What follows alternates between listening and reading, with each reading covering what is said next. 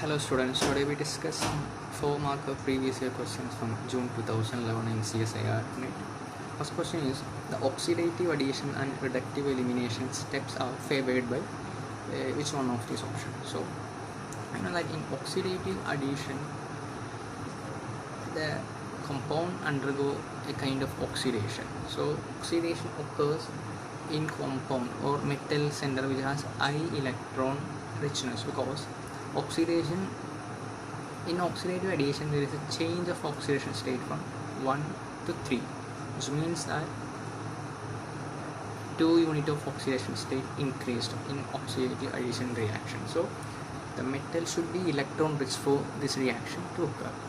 So now consider reductive elimination reaction. In reductive elimination reaction, it is opposite to oxidative addition reaction. So the metal should be electron deficient for reductive elimination to occur, because in reductive elimination the times or it changes its oxidation state 2 units lower from 3 to 1. So the correct answer will be D, electron rich for oxidative addition and electron deficient metal center for reductive elimination. Now we can go to second question. According to increasing stability of the following organometallics, so we have to identify the order of increasing stability. So in organometallic compounds, the stability is based on presence of beta hydrogen. Now look at these compounds. In these compounds, this titanium Me4, titanium CH2PH4 has no beta hydrogen, so it will not undergo any kind of beta hydrogen elimination. So these two are more stable than these two. In these two, they possess beta hydrogen and they will undergo beta hydride elimination and they will be unstable. So these are the most unstable. So look at these options. There is titanium Et4 here, titanium isopropyl here. So the answer will be B or C. A and D can be neglected. In B, titanium CH2PH4 has high stability, then titanium isopropyl, but we have seen that titanium isopropyl has less stability than titanium Me4. So option B can also be neglected. So the correct option will be C. Why titanium CH2PH4 has more stability than titanium Me4?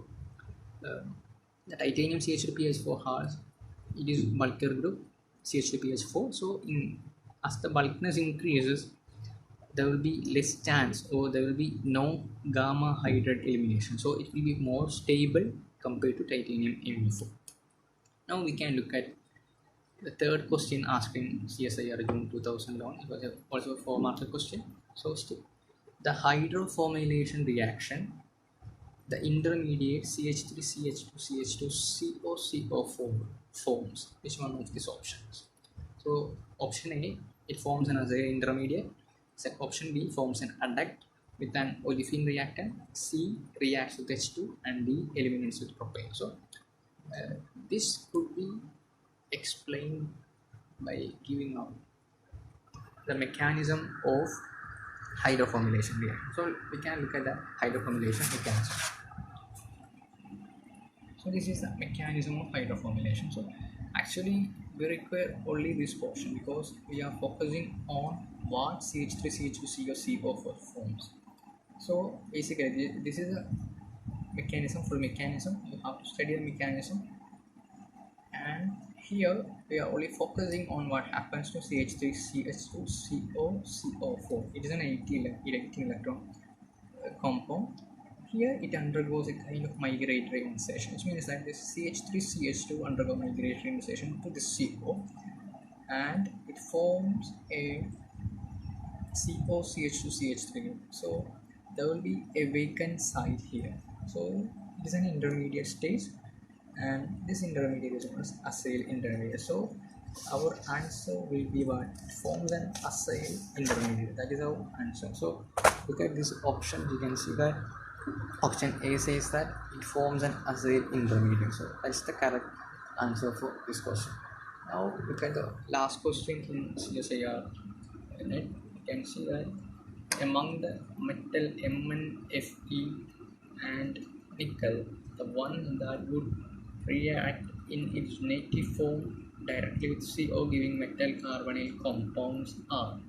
So we can see that in CO it consists 9 electrons. So when you know that CO group is a 2 electron contributor. So while we checking on these options A, B, C, D, we can see that Fe and nickel is the one which can form directly, which can form metal carbon compound in its native form, because in case of Mn there is 7 electron. So while we form a carbon compound, it cannot form a 18 electron complex in completely with CO group, because CO has 2 electron.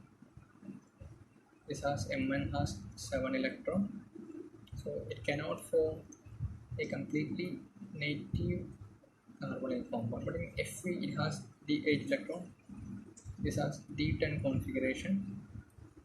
So as these are even numbers, they could form 8 electron complex with the carbonyl group. In all other options in C, A, B, D, these one of them has an odd number of electron in them, so they cannot form carbonyl compounds in native form. So thank you for watching this video. We will be uploading more videos on previous year questions. So subscribe our channel.